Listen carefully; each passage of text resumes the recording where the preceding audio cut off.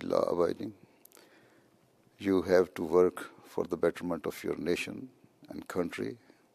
This is integration. And never do even think ill of your country in any case. As far as religion is concerned, the government should also give freedom to all the people who practice any religion. A Muslim should be free to hold his or practice his religious teachings.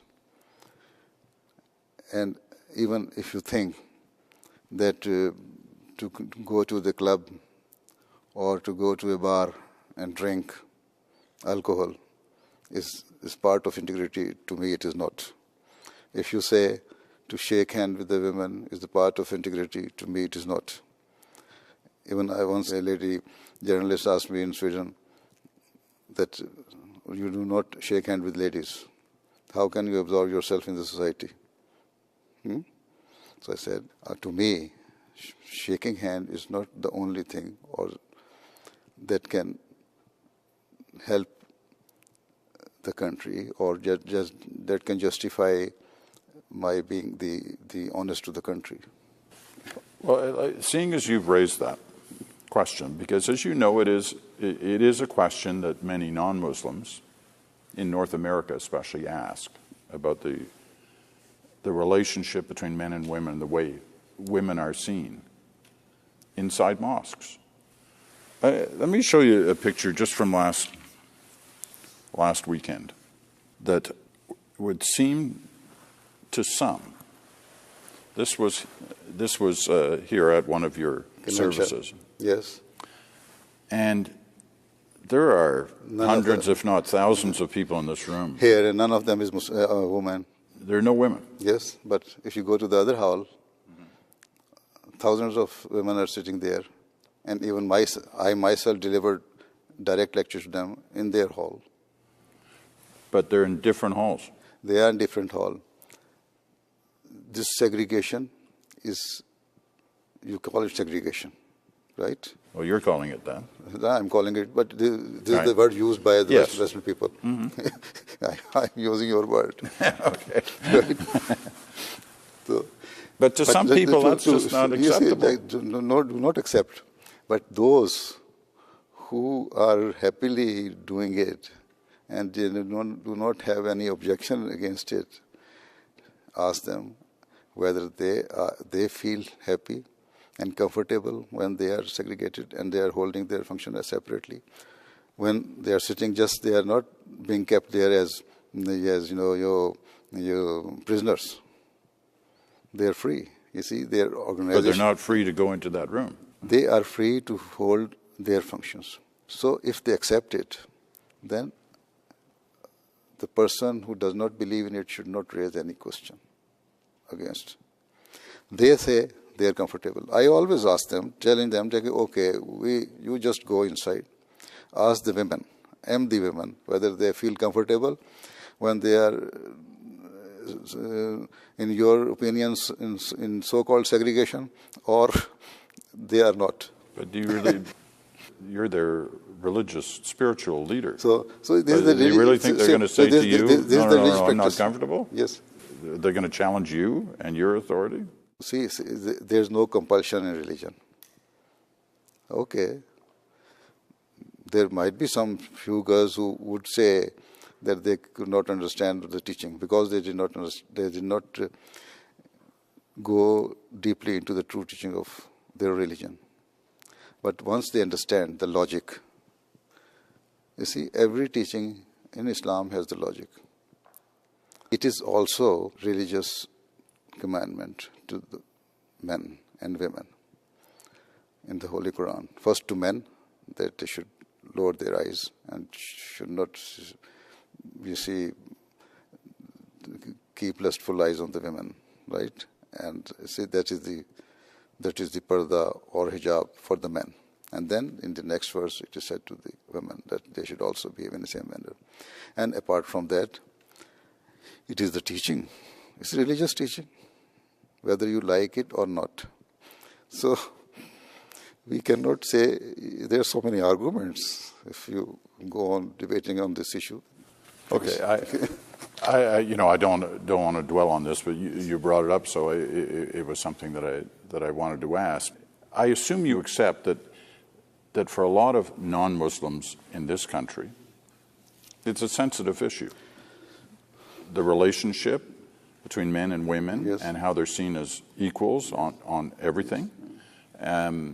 We now have a government where the cabinet is 50-50. Mm-hmm. We have a prime minister who was actually criticized just a few weeks ago for being in a men's-only mosque event. So it's a sensitive issue. This is what I say. The government should not interfere in the matters which are religious.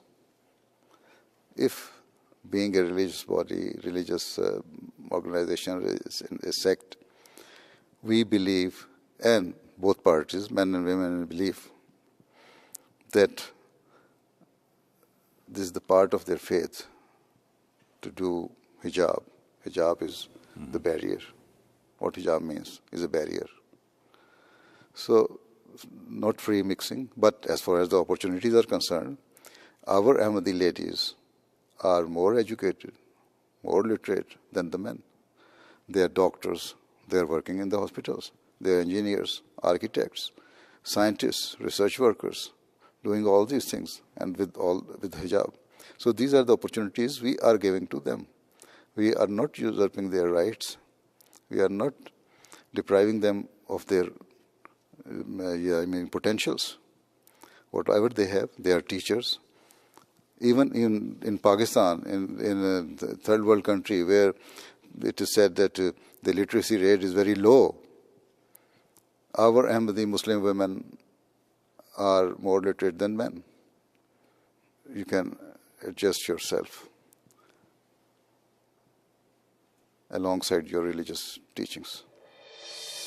The Ahmadiyya community plays a vital role in promoting the positive diversity that is at the heart of Canada's success as a nation.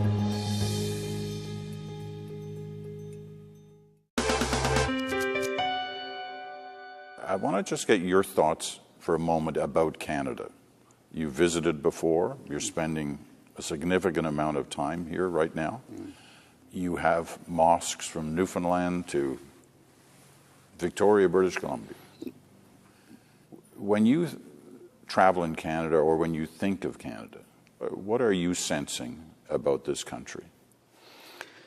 You see, as far as the worldly thinking is concerned, Canada is developing.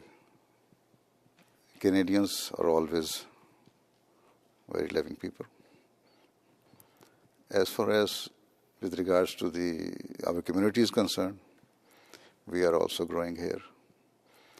And even not the old mosques, we have started building some new mosques there. And the number is increasing not only because of the immigrants, those who are coming from Pakistan.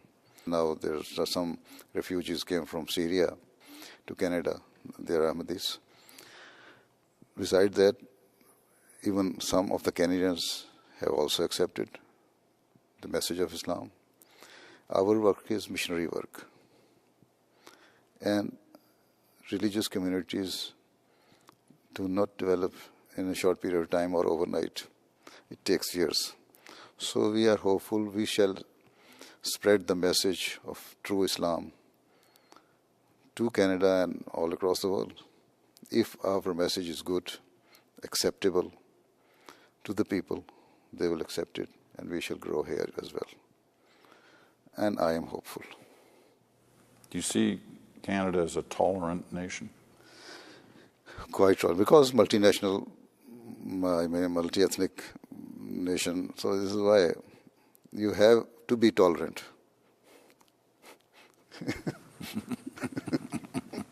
Right? Because it's a constant challenge. Yes.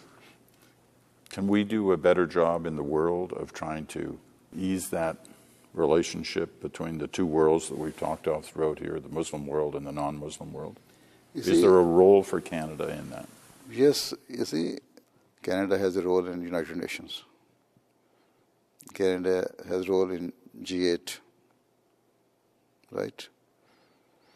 So you should make them realize that we should be honest to the people, to the nations.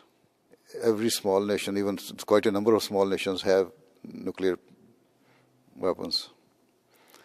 So you should play, the government should play their role to let the world understand and give them the sense that they should realize, why do we want to leave a legacy behind us of crippled children and destroyed world? You paint an awfully bleak picture. It is not bleak, because it is a reality. I remember once I delivered an address in Los Angeles in a reception. One of the senators was present there. He said, I agree with so many of your things, but the picture you are painting is so bleak that I don't think that nuclear war and this and that can happen. So just last year he sent me the message, you were right. Right. I really appreciate the time you've spent with us. Thank you very much. Thank you.